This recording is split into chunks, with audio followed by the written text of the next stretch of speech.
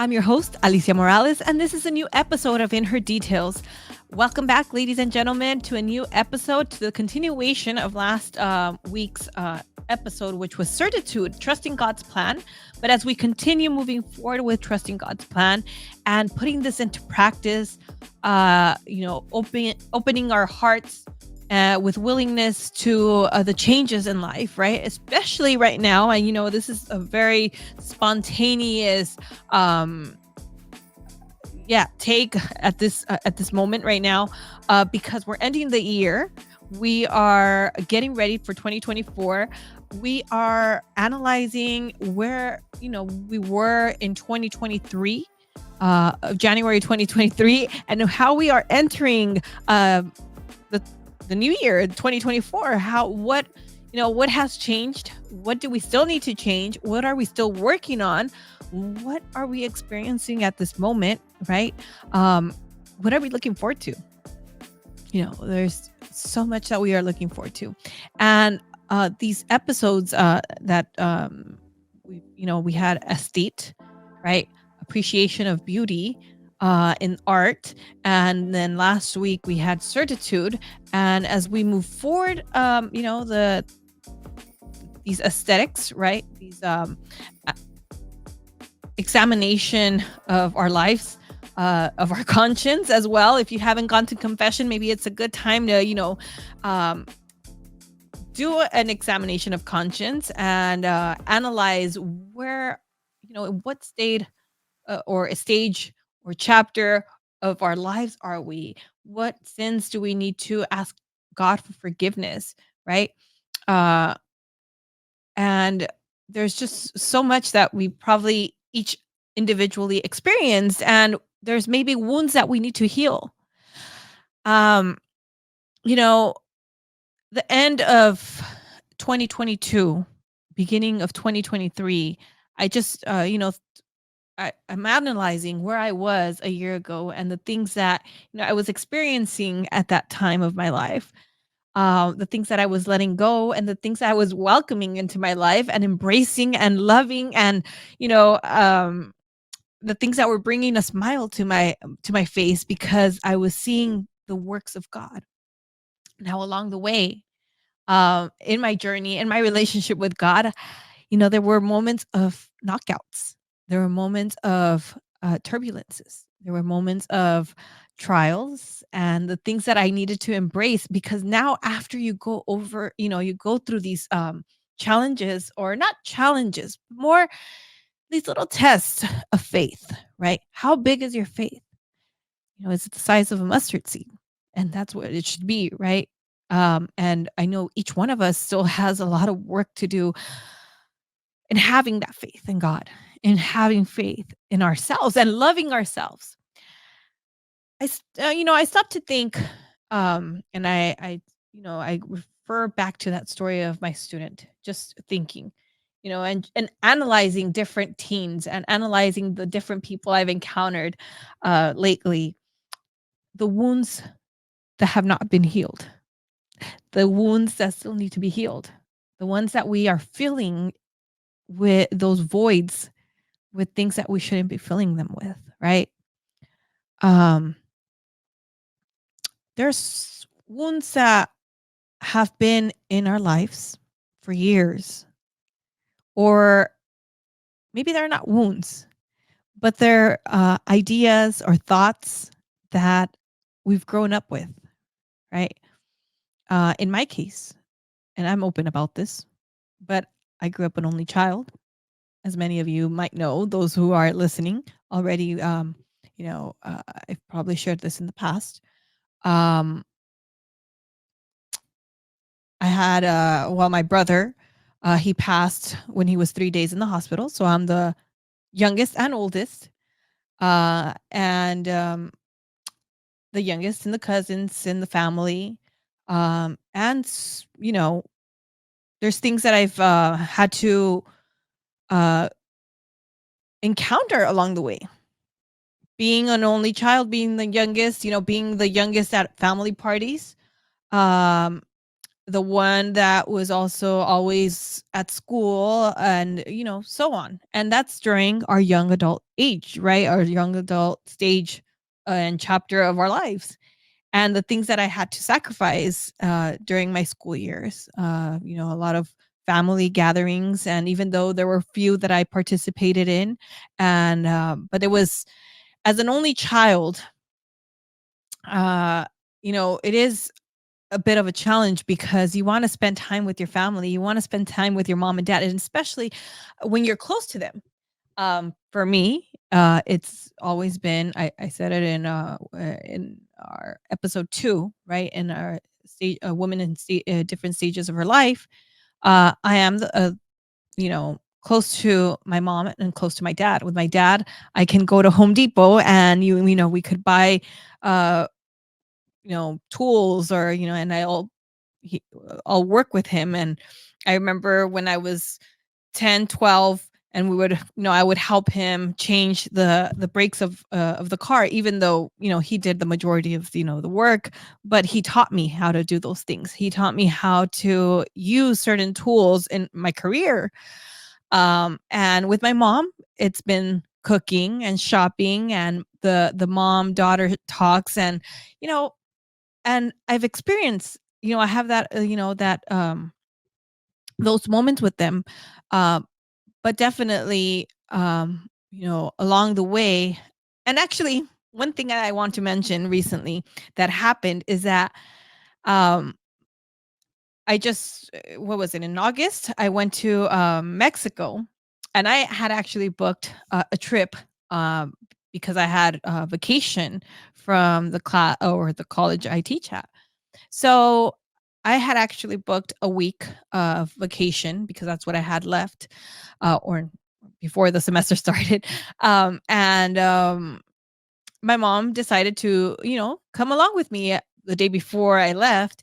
So I booked her ticket, because my grandmother, her mom, she was 99 years old then when I went on the first trip, because I took 2 trips in August and September. Yes, August and September. Um, and So the day before, I asked her if she wanted to go with me, and my dad encouraged her because my dad, he also tends to my grandmother, his mom, who's 98. And he encouraged her, "You know what? Go. You have to go visit your mom. She's 99. She's going to turn 100, but who guarantees, Um and these are the this it's golden time, right? It's a treasure to have their mother at 90, in their 90s.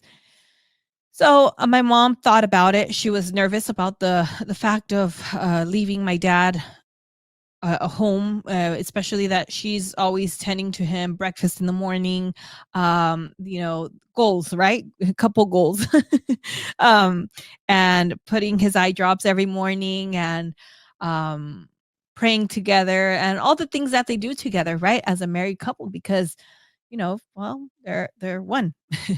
And So we did go. My dad took us to the airport, and it was the first time in 36 years, because they're 36 years married. The first time that they separated. Never had we separated, the three of us. Neither have they, separated from, to take a trip, or no. We've always been very united together. Um, Spending time together, laughing together, eating dinner together, especially when our schedules did, um, well, were the same, when I was a student or a kid, right? We would have our dinner time at 6 p.m. when my dad got home. Dinner was served, washed up, and dinner was served for the 3 of us. Um, but them 2, mom and dad, have always been together. And mom, prepping dinner, and dad, you know, taking care of, the things that needed to be fixed around the house. So they've both worked as a team, and I think that's one of the marriage goals, right? Married couples goals to work as a team as well. While mom, tending to the kids, and dad also tending to the home, providing for the home, and tending also as well, right? And well, it was a very nostalgic and, very emotional moment when we left to the airport and got to the airport and so on. But these are the moments that, God also tells us everything's going to be okay. You have to just trust, right? You have to have that certitude, that gratitude that I'm going to take care of you, and I'm going to take care of your obligations, your responsibilities that you leave here. And where I'm going with this is that, um you know we go through different stages and chapters of our life, and those trembles that I said, those turbulences, but it's just a moment to embrace. um yes, there's moments that are hurtful. There's moments that you're cracking your knuckles, not knowing, what you're gonna do. But God provides when you trust. And I know I've gotten told, "Oh, just wait until you go through a certain, difficulty or moment." Yes, of course, I'm sure. I'm human. I hurt, right? I feel. Um, but again, I return to, where is our faith? Where is our faith in the Eucharist? Where is the love for the Eucharist? This past Sunday, I was able to attend. Thank you for the invitation. A friend invited me to a Eucharistic procession at San Secundo de Asti in Ontario. And it was a beautiful, beautiful uh, just moment where God, just like, I felt this confirmation of God telling me everything's going to be okay. Everything that you are desiring, everything that you desire in the deepness of your heart, I got you. Like, it just felt like, just let it go. Just let it be. Just embrace it. Just love it. And I know I might be expressing myself with just this joy that I felt at that moment when the procession started. And and to be honest, my friend had invited me, and I just lived it on my own. Um and just, you guys, just when you are in this eye contact, and I said it, I love eye contact, right? But this eye contact, or this look before the blessed sacrament, it's just God loving you. Just God telling you, I'm here. Don't let go. Um Now, how do you do this? How do you do this? Like, how do you do this, Alicia? I'm sure, like, many of you are like, "Oh, really?" Like, yeah. But you have to, you know, there were things that I wanted to, when I was in my late 20s, early 30s, that I prayed to God, God, I surrender. I, you know, I let go of certain things that I needed to let go of, especially not too long ago, like when I was, I think, 33, and I told him, no, this is not you controlling um the things that I was, s- you know, encountering or around. And I told God, take me away from these things, because this isn't for you. This isn't, you know, um, I don't know. There were moments that, how can I state it without, really expressing, um, things that, where you want to react a certain way because of the things that you are hearing that are not, you know, being appreciative, or those who are not being appreciative for the things that others are doing for your, your loved ones. Yeah. And there were moments that I was just like, I'm going to react. I'm going to express the way I want to express. Because, and I said, no, don't express yourself. Right. After a while, I did express myself in a few of the events that I attended, or the gatherings that I attended. But then I said, you know what? It's not worth it. It's not worth my, expressing. Where is what would Jesus do? You know, um, the example that my father has always set is for me is the love in action. And I've also probably said this in the In His Design podcast. We can know the Bible, or we can know scripture from left to right and right to left. And that's also, when I talk to our um, a few persons that I've encountered, right? But where is it that we put it in practice? Uh, when do we put it in practice, right? When we read, when we listen, the homilies, the nodding, oh, yes, yes. When do we put it in practice? Um, and I'm not perfect. I'm just, having this dialogue with the listeners, with you listeners, with you know, the when we see a hungry person, when we see an elderly person that's locked up in her room or in his room, right? A grandparent that's sitting in their bedroom, right? Alone, days, hours, the same scenario daily.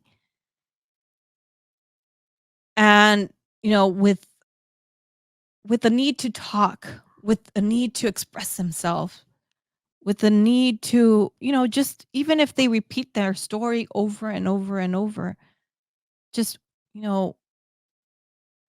isn't that Christ there sitting down, lying down in their bed? Or those, the people in the hospital, isn't that Christ in them? We are the body of Christ. We are the church. Now, beautiful. We must be, embracing God's word, but also action. It's not just about, applauding uh and you know just going to church and just, being part of inside the mass. It's about putting it into practice. It's about walking out those doors of the church and, meeting the person that's outside the church, the young lady that's, looks happy, but inside she's wounded because she's going through a difficult moment in her life. Us women, we are created to serve, to nurture. And even if we're not married, even if we're single, even if we're married or in a different vocation, right? It's to for fellowship with these young ladies. Listen to them, meet them where they're at. If they have a certain understanding of, I don't know, of an idea or a teaching of the church, but it's not very clear, explain it to them, meet them there.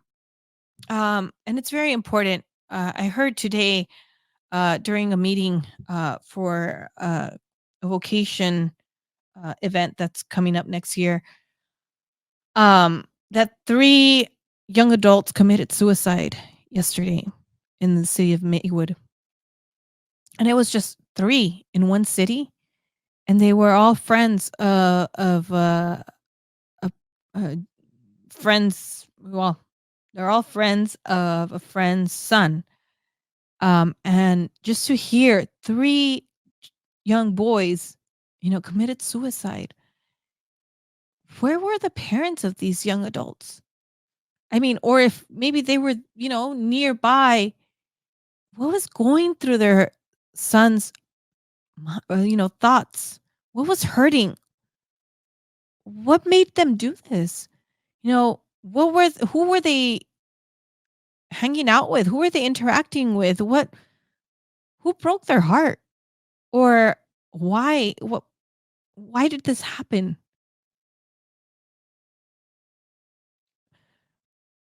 Our young adults are adults. Men, women are hungry for attention. And we are lacking, you know, helping our loved ones heal these wounds. We are not, meeting or not listening. I mean, I always something that I like to bring up during our youth group at St. Francis Xavier, and even in my confirmation class, I tell them, let's check our screen time. How much time do we spend on our phones, on Instagram, on editing our pictures, on I just remembered something that I just saw on Instagram, and it's true, and I'm going to express it in a little bit too.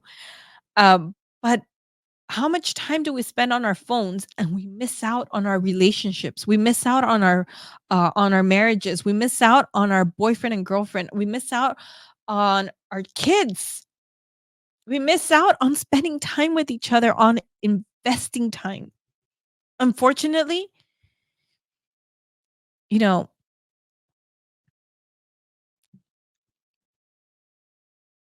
there's this time that we're going to want to take back, right? We're taking it for granted. God's gifts, the talents that we have to put into practice, the risks that we should be taking.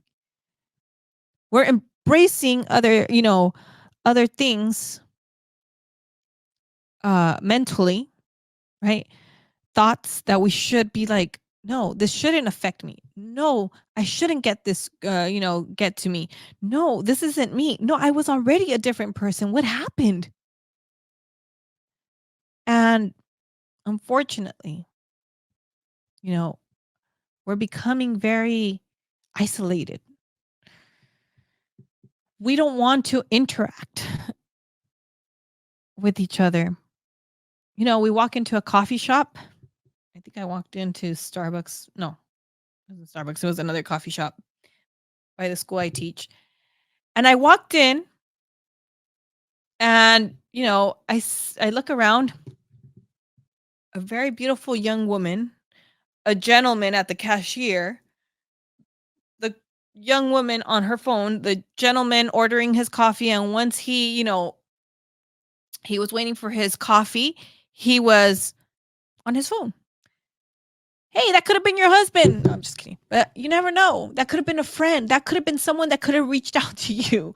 I mean, it's just like, what happened to the romantic, or what happened to the making friends? What happened to the approaching one another?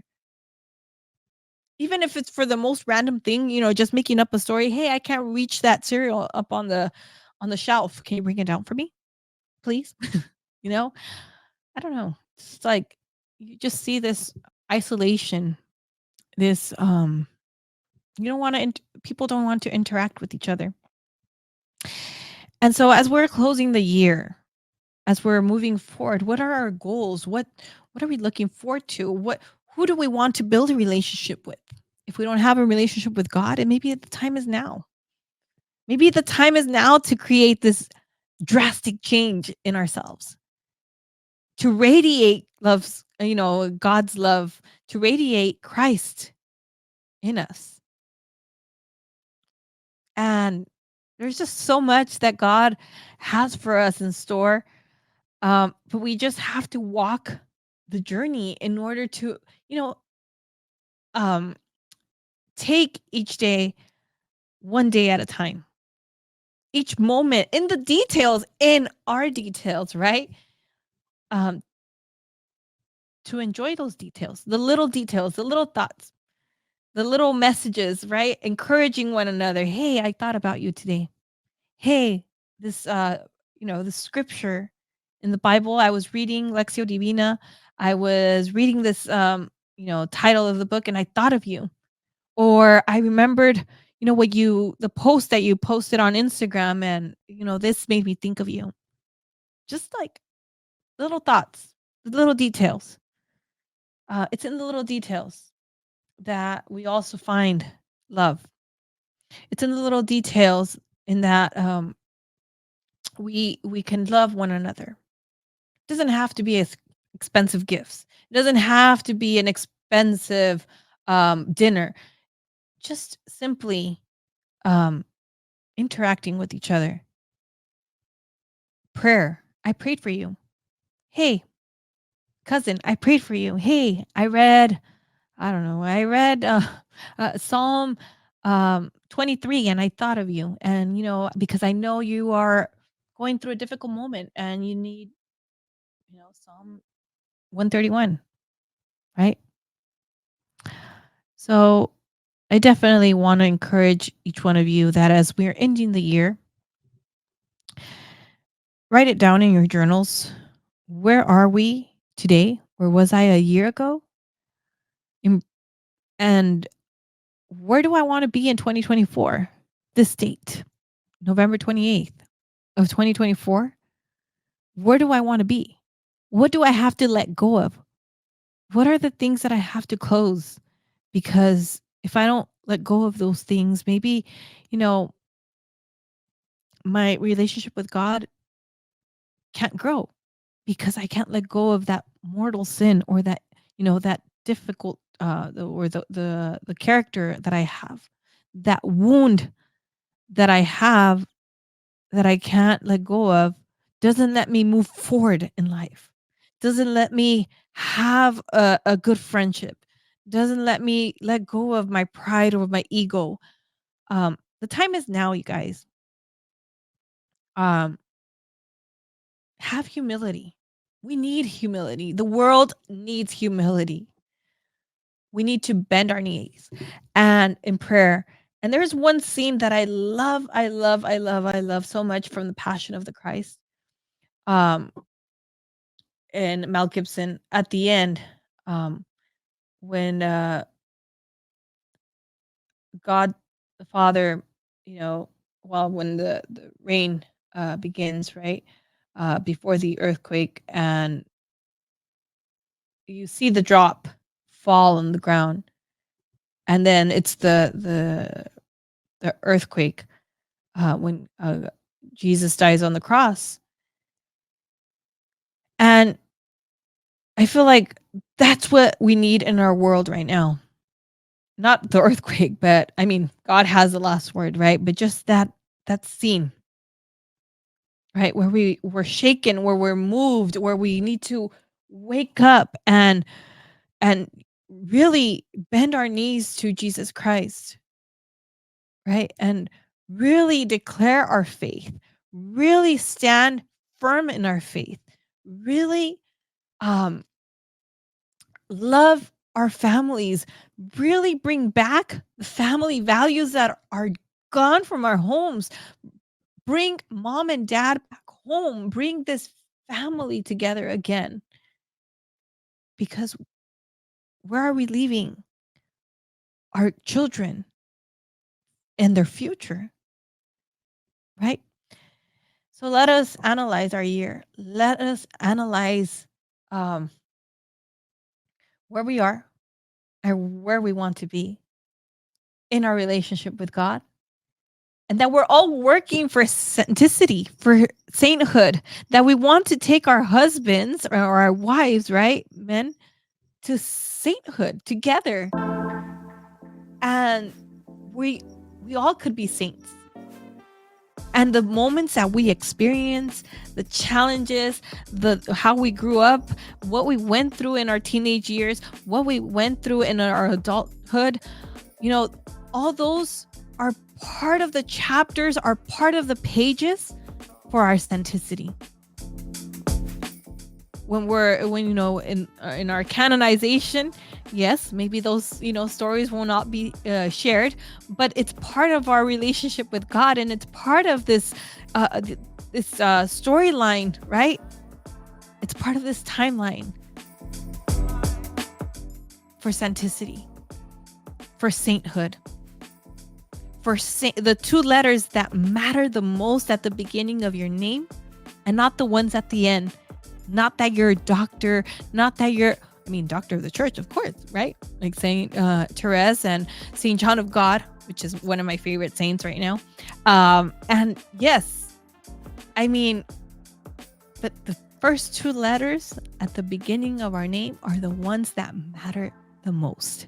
So let's continue to strive for sainthood together as a family, as a couple, as a community, as a church, strong in our faith, firm in our families, and continue working for God's glory. May God bless you, and I'll see you on the next episode.